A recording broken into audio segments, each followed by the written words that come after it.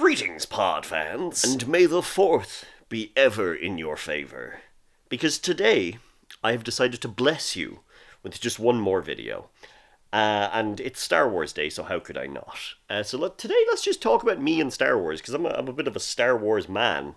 So let's have that chat. The first thing from Star Wars, or like Star Wars adjacent, that I remember for my entire life is being at a neighbor's house when I was a kid, in like the, I would say, mid to late 90s, and just like having vague flashes of it being on TV. I just remember seeing the sabers and being like, that's so cool, but also I was a little child, so I didn't actually pay attention and I had no idea what was going on.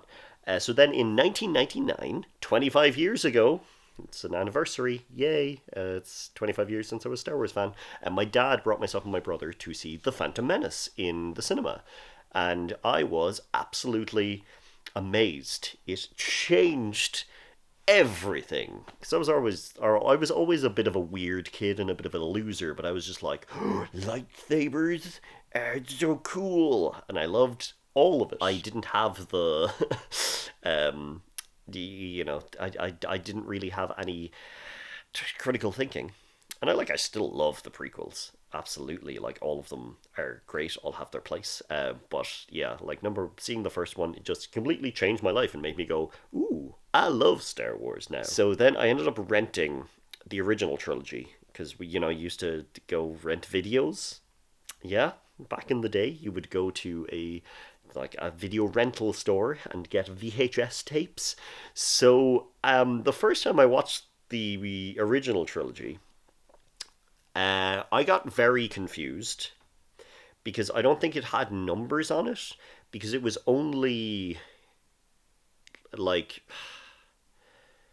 I think the numbers, the copies that I was getting, it didn't have episode 4, episode 5, episode 6. I don't know if it said A New Hope. This was a very long time ago, but if you don't know, originally Star Wars A New Hope episode 4 was just called Star Wars, and then there was Star Wars Empire Strikes Back, Star Wars Return of the Jedi. So me, in my youth, got a little bit confused, and I watched A New Hope, then I watched Return of the Jedi, and then I watched Empire Strikes Back. And I was kind of like, this is weird, but I'm enjoying it. And it was like weeks apart, so I think like in my child brain I was like, oh, maybe this is just how movies are.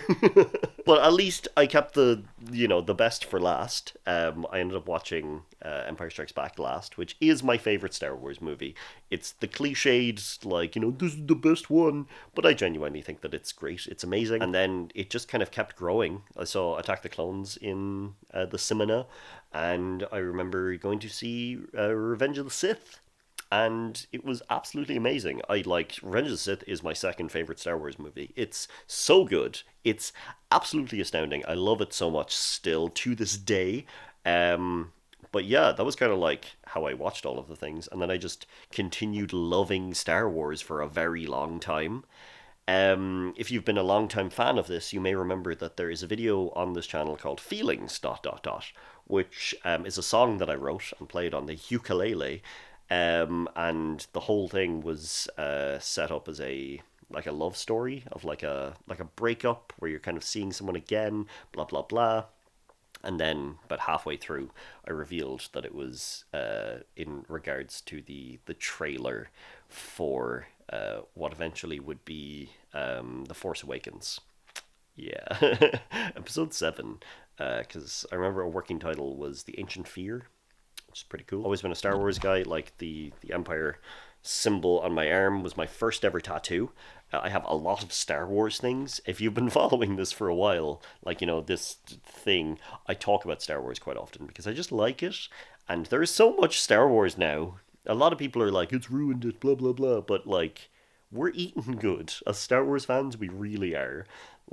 Yeah, everything is just, it's the kind of stuff when, as a kid, I was like, I would love to know more about this, but wow, I'm never going to, blah, blah. And the books were there, but reading's for nerds. But yeah, everything is so great. I love it. I am one of the people who's just like, good, more Star Wars is good Star Wars. It brings new fans in, and Episode 1, which a lot of people are like, "Oh, that was the worst thing ever. I hated it. It ruined my life." It's the reason that I like Star Wars, you know? Like, I loved Jar Jar Binks. I've been seeing a lot of stuff recently about how, it revolutionized CGI technology. Like, without Jar Jar, there would be no Avatar, there would be no Schmeagol or Gollum. There's a lot there that, like, thing, and it was a thing, I believe, was it Ahmed Best?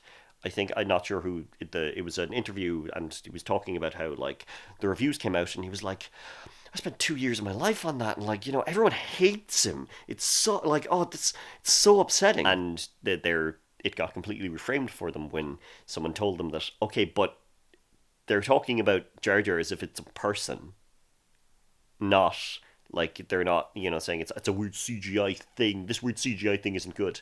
Like if you watch it even now, like Jar Jar is a guy. He's a feller that's there. And that is huge for like 1999 because everything else it was like, oh yeah, like Yoda in the originals, you'd be like that's a puppet. And I think in Phantom Menace he was mostly puppet as well. But yeah, it's very cool. A lot came from that, and like, here I am, 25 years later, 25 years after watching a movie, still being a big fan of that franchise. So yeah, happy Star Wars Day.